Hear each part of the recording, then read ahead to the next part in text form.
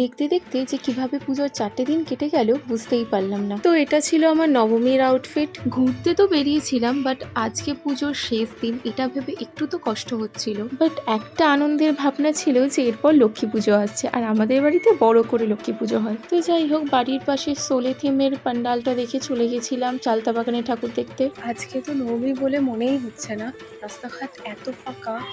তো নবমীতে তো বিশাল ভিড় থাকে, বাট এখন পুরো রাস্তাঘাট ফাঁকা। তো যাচ্ছে এখন রামমোহন সম্মেলনের দিকে। দোকানে ঠাকুরটা ভালো হয়েছে।